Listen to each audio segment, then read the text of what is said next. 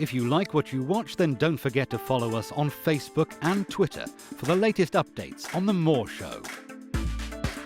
Remember to subscribe to our YouTube channel for new weekly television and radio shows. Today we'll recapture some of the best bits on The More Show. Stay tuned to find out some of my favourite interviews.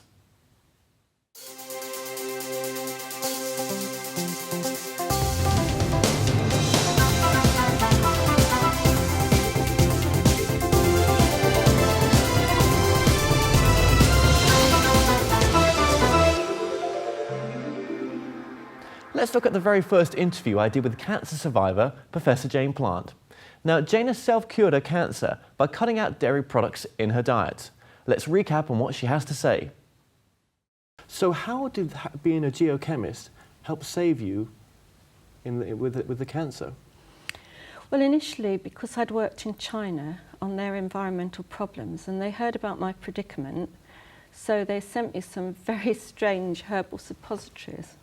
And they looked like firework rockets.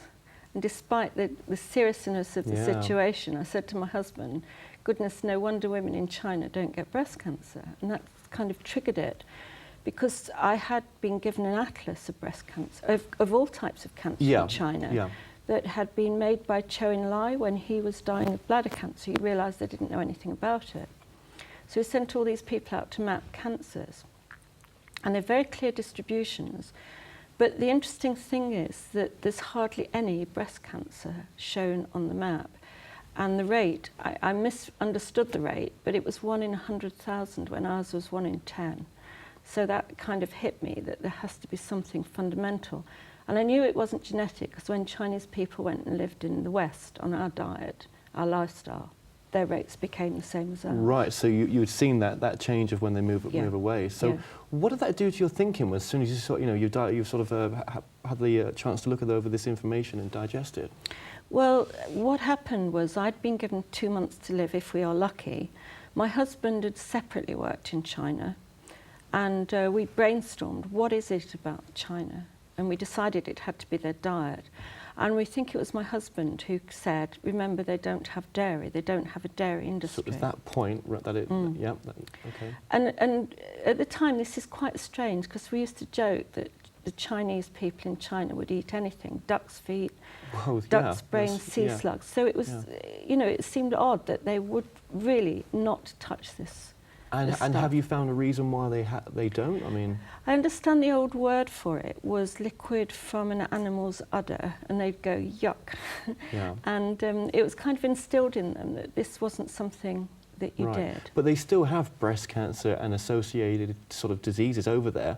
What we're saying is the actual overall risk was not as high and not so as exposed as in Western It medicine. was much lower. Much lower, yeah. And the death rate was much lower. Okay. And basically, now they've started having dairy produce. It's going up and up. Right. Well, they've switched to effectively a Western diet. It's very cool if you're a young Chinese person to have a Western diet. Yeah. So you had 2 months to live. You must have had to switch pretty quickly when you found this information out. Well, the only thing I was doing, I was having a pretty vegan diet, but I was having 2 organic low-fat yogurts every day, and I simply stopped having them. Bear in mind, I was on chemotherapy at the time, and I'd had several treatments and they hadn't worked. And as soon as I gave up the dairy, this lump in my neck, it was very hard, as cancers are. It felt like a hard piece of bone, and it was very tough. And it started to soften and itch, and I thought first I was imagining. And how long? I mean, what was the time span? That was within a week. Within a week? And within 5 weeks it had totally disappeared. And I can still remember going to my oncologist, and he felt my neck, said, it's gone, where's it gone? You know, this very surprised voice. What did you think? And does this work in any form of cancer? No. It works for a lot of cancers, but one group it won't touch at all, are tobacco-related cancers. So if somebody's smoked a lot, I will always try to help them with diet and this sort of thing, but it doesn't seem to touch it, and I don't know why. Right, and well, what if someone's just been smoking for 10 years and sort of stopped? I mean, Can your diet help then at all? Doesn't seem to touch smoking-related So cancers. smoking-related full stop, it won't I haven't touch, had yeah. no success with that No, at all, but no. I've had success with breast cancer, prostate cancer, Yeah. colorectal cancer, ovarian cancer, those cancers. I've Okay. had a lot of success. And testicular cancer as well? Yes, I it's mean, very is that- helpful with yeah, that. it's very helpful Very with that, helpful yeah. with that. Okay. And so let's go to the foods here. So what do we need to totally cut out? We need to cut the dairy out, full stop. I if you've got the believe cancer. so, yes. I Yeah. mean, basically, you asked why my geochemistry was useful. Well, geology teaches you to be a good observational scientist, but my chemistry really helped me get into this scientific literature, the peer-reviewed scientific literature, because I knew I couldn't write a book as a scientist and just say, well, I think dairy causes cancer. You need some facts. So I was able to find a lot of information in the peer-reviewed literature, Yeah. which links dairy produce with particularly hormone-related cancers like breast, prostate and testicular cancer. Right, right. The Japanese, for example, have done an awful lot of work on what happened to them after 1945 when Yeah. their diet started to become Americanized, because they started to get these cancers to increase in their incidence. But I mean, a lot of our food, though, that we eat, I mean, there is so much dairy product in it. I mean, what are you suggesting? Is that the only way forward to prevent cancer and to stop continuing cancer? I think it is completely unnatural for us to drink the liquid of another adult mammal. I mean, you don't see... I mean, I've watched lots of nature programs. You see other mammals go and eat eggs, they'll eat the flesh of other animals, but I've never seen any animal go out and suckle another adult of another species for nutrition. And when you think about it, it's a very odd thing to do, and I just don't think we should do it, especially with industrialised milk. Because Right. we've pushed cows to produce such high levels of milk per cow, Yeah. and we milk them when they're pregnant, which has pushed the estrogen levels up. Yeah. So I just don't think it's a... But so what would then be a typical daily diet? If we were to say, right, there you go, you need to, here's a diet I recommend. What would you recommend? Well, if somebody's got active cancer, I think they should be as vegan as possible. Now, it sounds terrible, but there are some absolutely fabulous vegan recipes, and there's a little cookbook that my friend Jill Tidy did. She did all the recipes, and there's a schedule in there for people with active cancer and one for people who just want to stay in remission. Right. So a typical daily diet, I'll tell you what I had this morning. I had wholemeal porridge, organic porridge with molasses on it, raisins, pinch of cinnamon and soy milk, and some orange juice and an apple. Right. I won't tell you what I had for lunch because it was here, but it was really a bag of crisps and some fruit. And for dinner, I'll probably have something like curried cauliflower or other curried vegetables. Right. I have a little meat, but it has to be something like venison, not industrial meat. How did you find yourself changing mentally then when you changed your diet? Well, I think you're coming on to my book on stress, anxiety and depression. Yeah. And that came rather later, because what happened was when I had cancer and they thought I was dying, they put me on a really strong tranquilizer called, it's a benzodiazepam. And I got addicted to it. So I'd never smoked, I'd never drunk, I'd never tried drugs, even despite being in Liverpool in the 60s. And here the good old NHS got me addicted.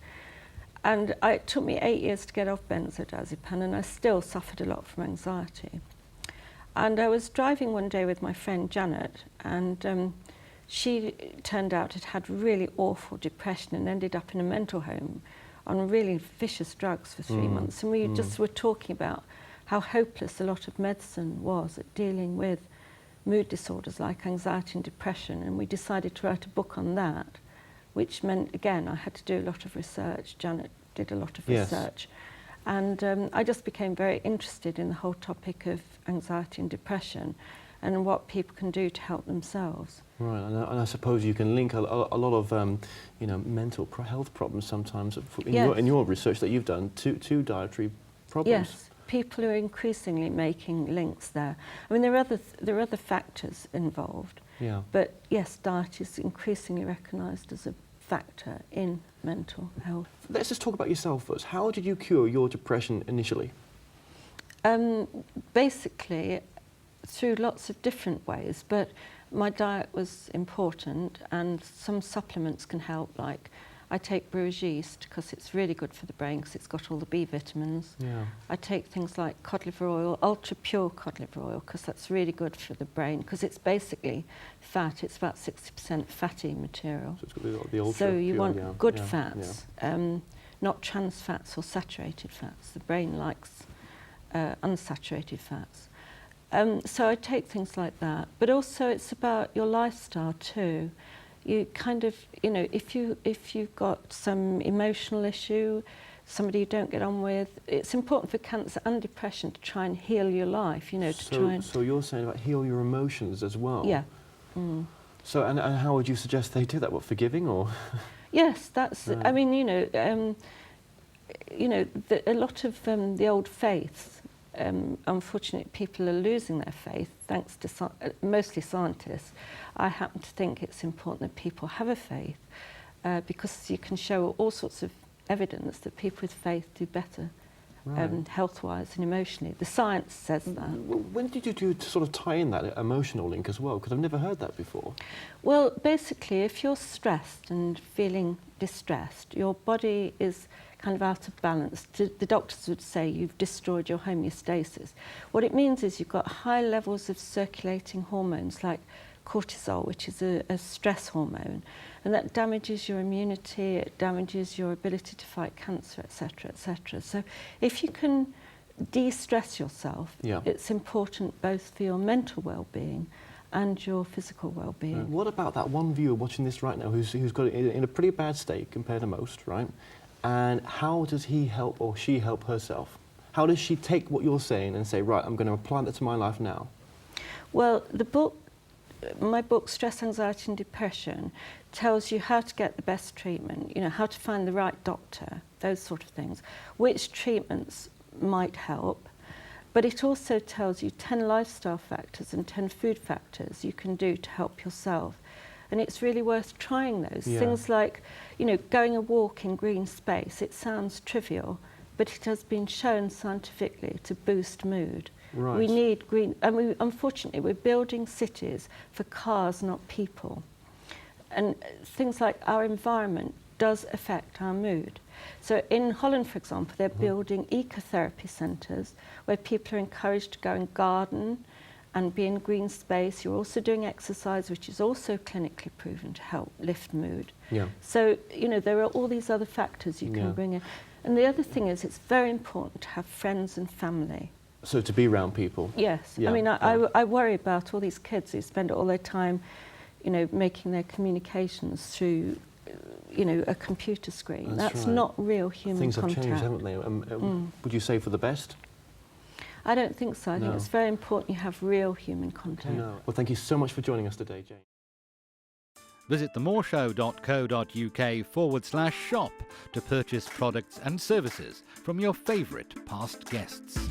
If you're new to this site, you can also catch up on the previous television and radio shows through YouTube and the More Show website.